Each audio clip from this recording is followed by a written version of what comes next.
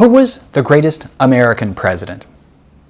It's a question that I hear a lot. I mean, this is my business, so I get asked, who do you think was the greatest American president? And I'm tempted to answer the way the bartender answers in detective shows.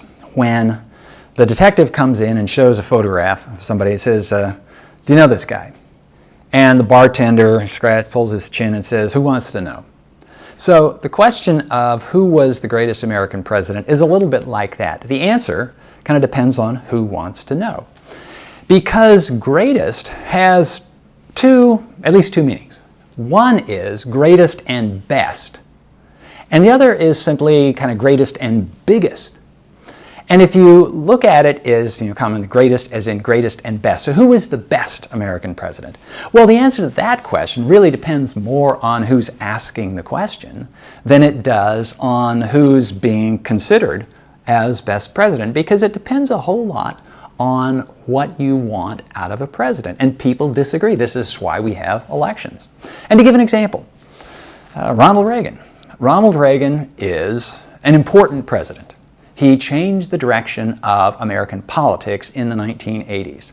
So I would say he's a near great president in terms of his impact. He had a great impact on the way Americans live. In fact, he had a great impact on world affairs as well. So in that respect, Reagan is a great president. Maybe not one of the greatest, but a great president.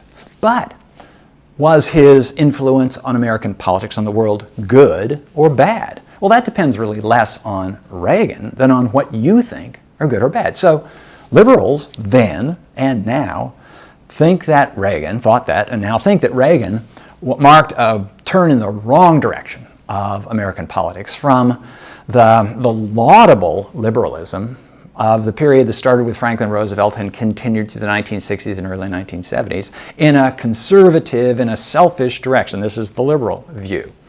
Conservatives, on the other hand, love Reagan for precisely the same thing. They said that the country was way too liberal during the era from Franklin Roosevelt, to Lyndon Johnson and just beyond, and that Reagan turned things around in an admirable direction. But both sides, I think, need to acknowledge that whether you think that Reagan is good or bad, you have to recognize that Reagan was important. So, in that regard, I mean, that's the way that I'm going to answer the question of the greatest American president, the one who had the greatest impact on American life and potentially maybe on the lives of people in other countries as well. And I'm going to make one sort of caveat here, one warning here, to say that when historical reputations, when historical accomplishments are evaluated, we always suffer from myopia when it comes to evaluating people who are really close to the present, because we don't quite know how things turned out. So I'm going to leave out of the discussion any presidents of the 21st century. So George W. Bush. I'll have more to say about George W. Bush in other talks, but George W. Bush sent the United States to war in Afghanistan and Iraq. And many people at first thought this was a great idea. A lot of people, including some of those who initially thought they were a good idea, subsequently changed their mind, think it was a horrible idea. But we really don't know how the whole thing is going to turn out. And we might not know for decades. So I'm just going to leave them out of the discussion. But if we look at presidents, the United States had presidents, two of them actually, in the 18th century, and a bunch of presidents in the 19th century and a bunch of presidents in the 20th century. And the triumvirate, the trio, that are generally classed at the top of rankings of presidents are one from the 18th century, one from the 19th century, and one from the 20th century. And again, this is mostly in terms of these individuals' impact on life, big impact. And from the 18th century, it's George Washington. George Washington was America's first president, and a lot of the impact that he had was primarily because he was the first president.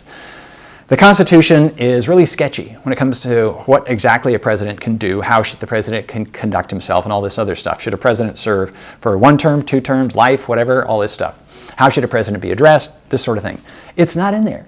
And so The impact of George Washington's presidency was that he got the presidency going. He got the country going. It was a dicey business, getting this new government and this new Constitution up and running. And one of the things that caused people to vote in favor of the Constitution during the ratification debate was the knowledge, the confidence that George Washington was going to be president. He was this man who had led the United States Army, the Continental Army, to victory over Britain.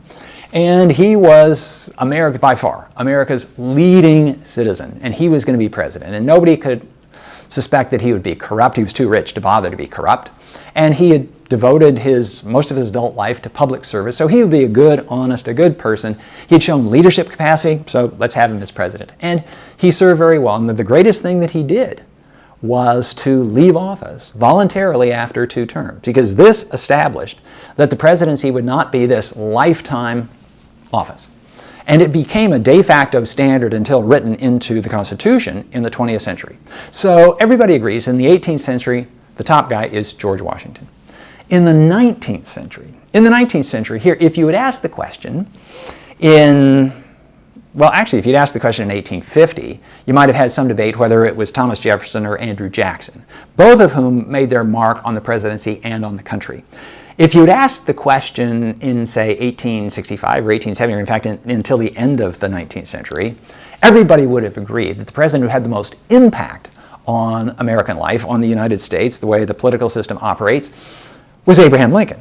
Now, if you'd asked the question in the North, in any of those states that were part of the Union, they would have said, and that was a great positive impact. If you asked the question in many of the states of the Confederacy, they would have said, no, that's not such a good impact at all. Some of them by the late 19th century were willing to acknowledge that maybe secession was a bad idea, and some of them were almost grudgingly willing to say, Lincoln was probably right for keeping us in the Union. But that wasn't a commonly aired opinion.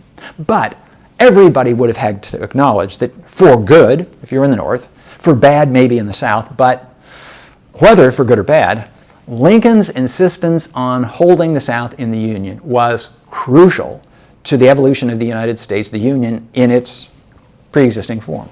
So Lincoln's decision to keep the South from seceding, to wage war against the South, to prevent secession, was a huge deal. And there's something else about this too, and it has to do with, so how important is an individual in the office of the president, and to what degree are presidents constrained by circumstances? To what extent are they free to act on their own? Lincoln used to say that he often felt he was more driven by circumstances than a free agent himself. But in one regard, he was absolutely crucial to the way things turned out, because when the South seceded, Lincoln could have said sort of what James Buchanan said. Well, okay, I don't think this is right, but I'm not going to do anything about it. Tut-tut on you, but this isn't worth a war. Or maybe I don't have the authority to wage war. That was the position that Buchanan took. If Lincoln had taken that position, then the South would have left the Union. And I'm not going to say that would have been that. Who knows what would have happened in the decades following. But the United States would have looked very different for a substantial period of time. But Lincoln did not take that position. Lincoln said that secession must be resisted. So, for better, if you think that holding the Union together was a good idea, and once the war began, slavery became a critical issue in that war, and then Lincoln became the great emancipator. So if you think that freeing the slaves on federal authority was a good idea, then you think that Lincoln is this really not only important character, but also a beneficial character for the United States and its history and its future. If you disagreed with Lincoln's policies, then maybe you think that he wasn't such a positive influence, but you would still acknowledge that he was really important. So, hands down, in the 19th century, the palm goes to Abraham Lincoln, the most important president of the 19th century, and there's no debate about that. In the 20th century, during the 20th century, the presidency becomes this more important office than it had been before. And so presidents have a greater scope to do stuff, and this starts with Theodore Roosevelt, but it goes through Woodrow Wilson and Harry Truman and Ronald Reagan and other presidents as well. But almost all historians and political scientists would contend that the most important president of the 20th century was Franklin Roosevelt. And this because Franklin Roosevelt was the president who guided the United States through the Great Depression and formulated the New Deal as his response to the Great Depression. Now, honest historians, clear-sighted historians, political scientists, and certainly the economists of the bunch would say that Roosevelt and the New Deal did not succeed in ending the Depression. World War II had a lot to do with that. But nonetheless, what Roosevelt did was to demonstrate that the government of the United States took responsibility for the welfare of the American people during this moment of crisis, in a way that the government had never taken responsibility for the welfare of the American people before that. In fact, the term is often applied, the welfare state, and it's often used pejoratively. People who don't like it call it the welfare state. But if we use the term, Franklin Roosevelt is the father of the American welfare state. And it needn't be a pejorative term, because the United States government, the government simply looks out for the welfare of individuals. And so Roosevelt lays the groundwork for much of what comes after. He is directly responsible for the establishment of the Social Security Administration, the Social Security system that provides unemployment compensation, especially pensions for old people. And that gave rise to Medicare and Medicaid in the 1960s and various other ramifications after this, and ultimately was a model for the Affordable Care Act under the Obama administration in 2010. So Roosevelt is really important in terms of expanding people's ideas of what government is expected to do. Now again, opinions differ on Roosevelt. There's some people who think that the expansion of government, real conservatives, think that the expansion of government was a really bad idea, that Roosevelt put the United States on this wrong path. But even then, they wouldn't deny the importance of this. If you're of that liberal persuasion that says this is exactly what the government should be doing, then you applaud Roosevelt for taking this direction. But in either case, whether you think the New Deal was a good deal or a bad deal, you would have to be really sort of blind to the big historical markers not to acknowledge that the New Deal was a big deal. So whether the New Deal was a good deal or a bad deal, it was a big deal. Roosevelt was the author of that. And if only for that, Roosevelt would be considered as perhaps the greatest president of the 20th century, although he would have had some competition from Lyndon Johnson, whose domestic reform program, the Great Society, was a pretty big deal too. But add in for Roosevelt his leadership of the United States, and indeed the democratic world during World War II, and you place him head and shoulders above anybody else in the 20th century, because it's that rare president who is able to accomplish things during peacetime and then do stuff during wartime as well, especially on a global scale. So Roosevelt is really the first American president who kind of assumes the mantle of what would come to be called the leader of the free world. And American presidents followed Roosevelt's model in this until into the 20th century, into 21st century, excuse me. And where we are on that remains to be seen. And this is something that historians say again and again. When they get pretty close to the president, it remains to be seen. But Franklin Roosevelt, so lays the groundwork for the modern, I'll use the term liberal state, the idea that Americans can look to government for assistance when life does them poorly, and that establishes American leadership in the world community. So in that regard, Roosevelt is head and shoulders above any other president of the 20th century in importance, in impact. So those are the three: George Washington, Abraham Lincoln, Franklin Roosevelt. And your choice among the three, if a strict polling of historians and political scientists almost always puts Lincoln at the top. Because if the Union falls apart, then what Washington did before really wouldn't have mattered much, and what Roosevelt did afterwards probably wouldn't have happened. But your choice among the three sort of depends on where your interests lie, 18th, 19th, 20th century, and all that.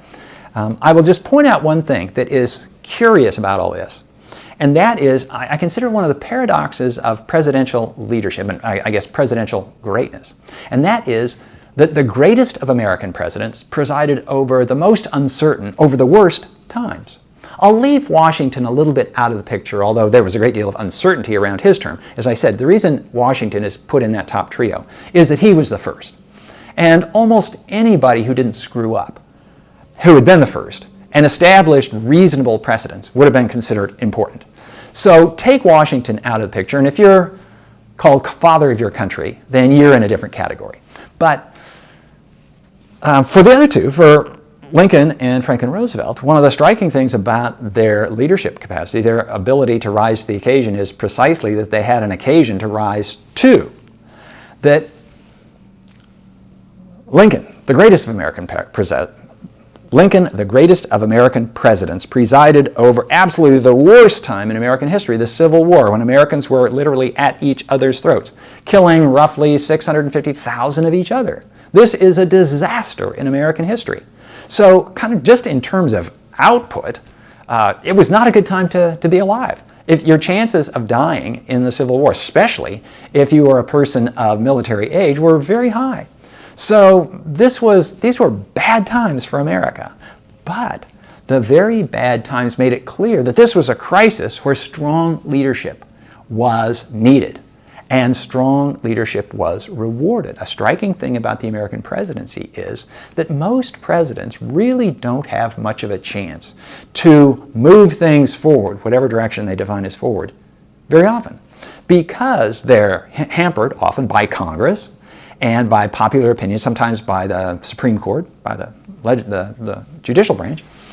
But during wartime, they can act with much greater independence than otherwise. And to just give you an example, Lincoln was opposed to slavery in principle.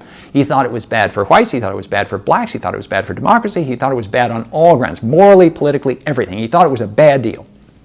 But he recognized that the Constitution allowed slavery. And the Constitution certainly did not authorize the President or Congress to interfere with slavery in the states that still chose to have slaves. And so his hands were tied by the Constitution, by expectations in peacetime. Lincoln was opposed to the Civil War. Was opposed to slavery. And if not for the Civil War, Lincoln's feeling was Virginia, Georgia, South Carolina, they can have slaves as long as they want them. That's going to depend on them. The Civil War comes, and all of a sudden those shackles on Lincoln are burst because under the pressure of war, by his authority as commander-in-chief during the war, Lincoln can take measures that he couldn't take during peacetime. Slavery had vexed the American Republic since 1776, and during peacetime the country's political system had not figured out what to do with it. And it was more divisive than ever in the 1860s than it had been before. So we got the period from the 1770s to the 1860s. So we got basically 3/4 of a century where the political system in peacetime can't figure out what to do with slavery. Comes the crisis of war, and in just a couple years' time, Lincoln cuts the Gordian knot and says, slavery's done. That's essentially what the Emancipation Proclamation said. So a crisis like this allows a president to step up and seize power. And Americans are willing to go along with it because they recognize this is a crisis. Americans will defer to a strong president during periods of emergency, during periods of crisis, during periods of war. Same thing applies to Franklin Roosevelt. The worst time to be alive in the United States in the 20th century was the period of the 1930s, the Great Depression, and then World War II, because hundreds of thousands of Americans died in World War II. So if you were simply somebody who was alive during that time, you'd say this is a bad time to be alive. But precisely because of the crisis of the Great Depression and then the crisis of World War II, Franklin Roosevelt was able to seize power, seize authority, and move the country in directions that he thought it needed going. So a lot of people had thought that the United States government needed to take responsibility for people's pensions in old age, to fix the banking system, do all the stuff that the New Deal did.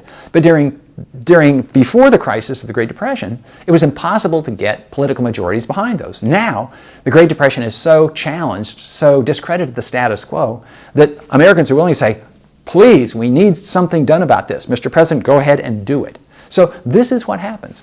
The United States has been a country where it's difficult for presidents to gain greatness because, for the most part, over its long period of history, the United States government, the whole American system, has worked pretty well. From a world historical standpoint, if you look at what the United States was in 1776, it was a small, weak country clinging to the shore of the Atlantic Ocean, to what it became in let's say by the end of Franklin Roosevelt's presidency, the greatest power on earth. And by the end of the 20th century, the country that had achieved the highest standard of living for the largest number of people in world history. So by that world historical standard, the U.S. system has been this roaring success. So who wants to tamper with success? And Americans usually don't want to tamper much with success. And so not tampering, the Constitution allows Congress and the courts to to check a president.